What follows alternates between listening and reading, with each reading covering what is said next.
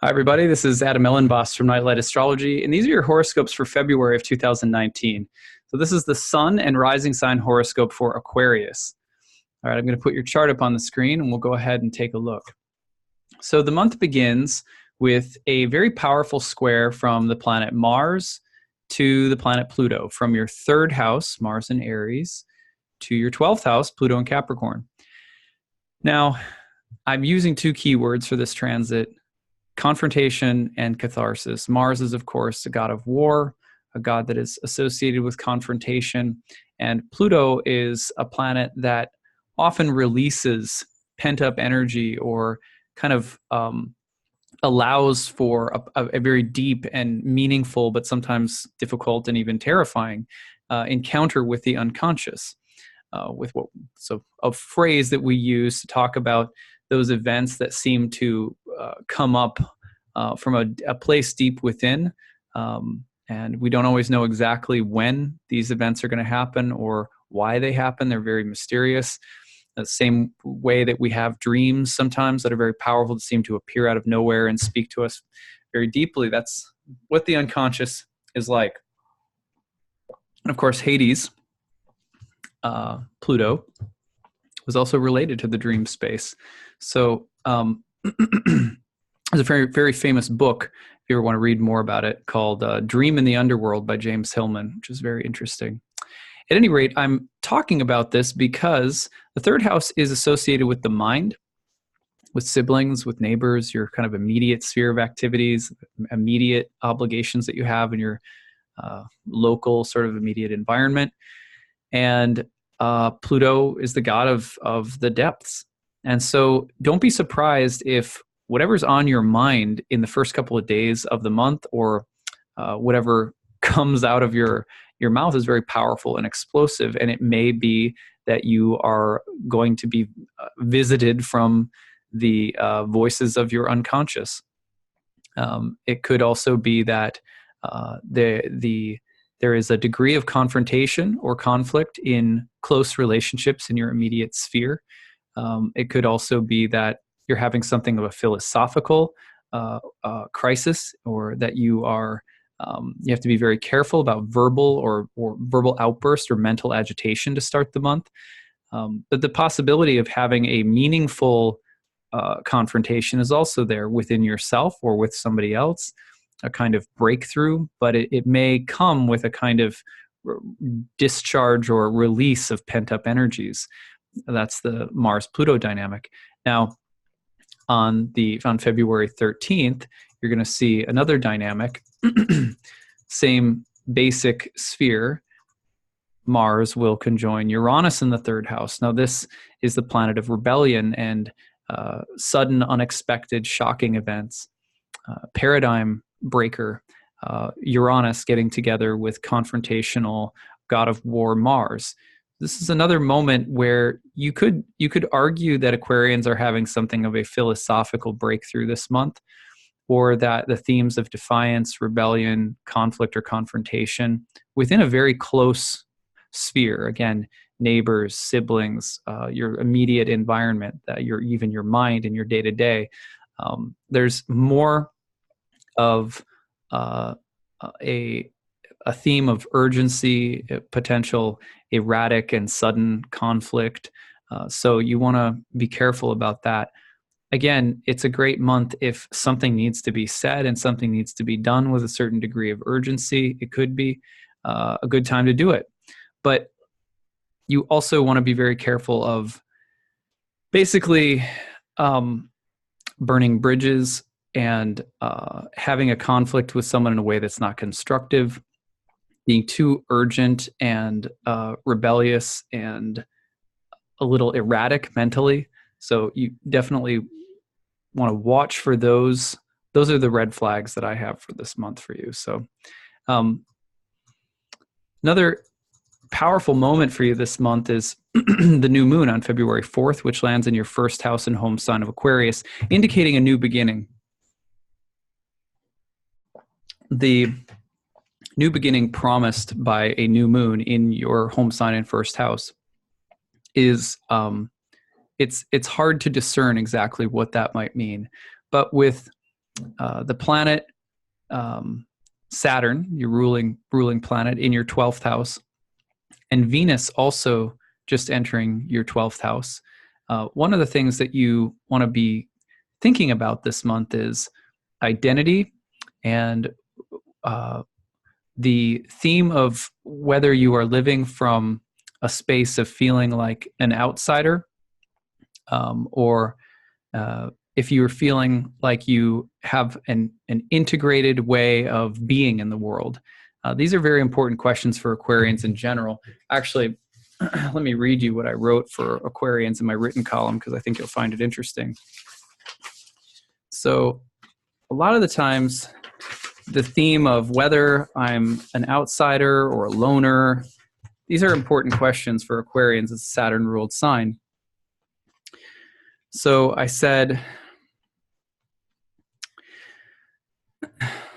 on February 4th, the new moon in Aquarius lands in your first house and home sign, suggesting the need to put yourself first this month, or to focus on those activities that are most personally important to you right now, with your ruling planet Saturn in the 12th house. Be careful that the choices you make are not based on the fear of being alone or the fear of what other people may think of you for striking out on your own. So with Mars and Uranus in your third house, also that theme of like speaking your mind, standing in your truth, kind of being yourself, very important.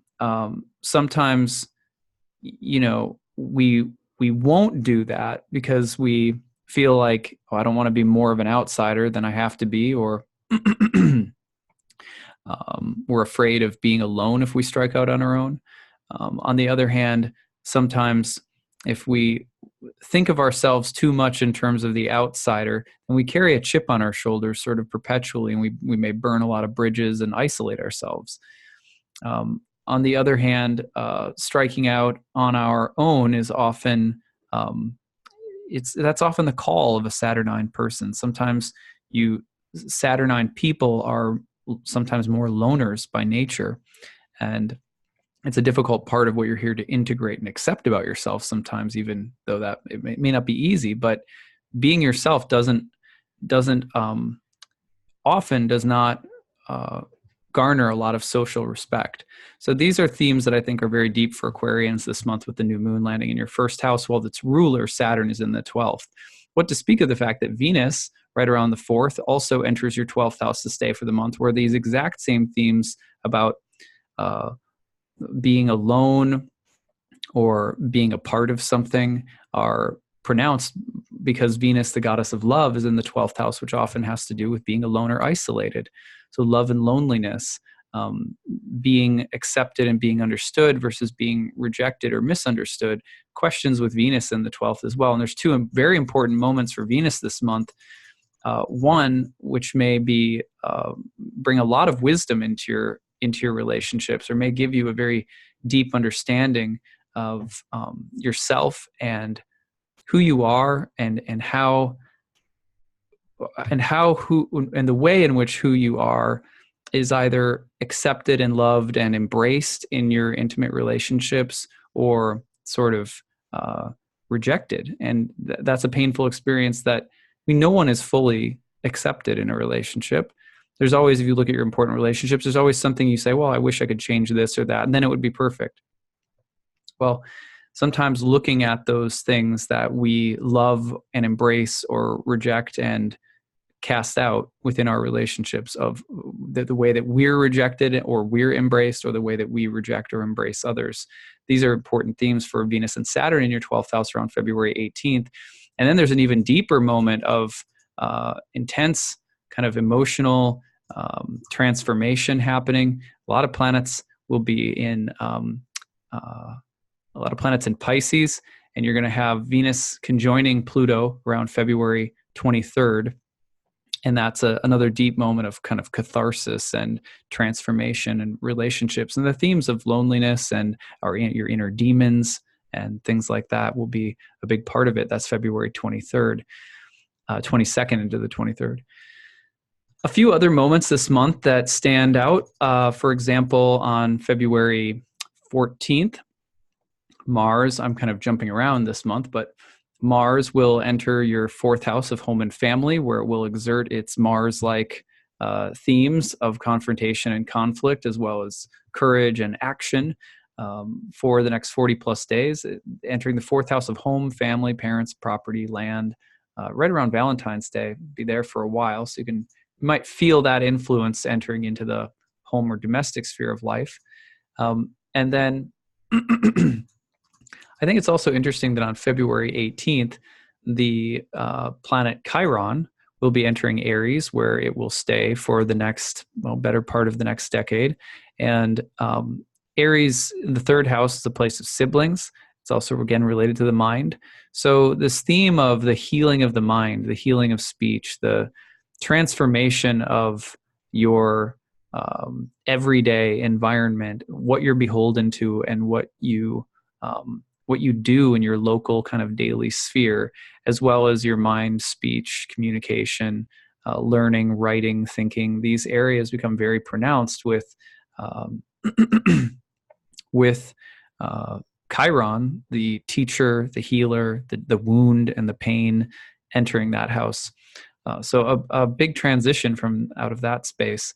On the 19th, interestingly, the full moon comes through and will oppose, also moving through the 19th and 20th.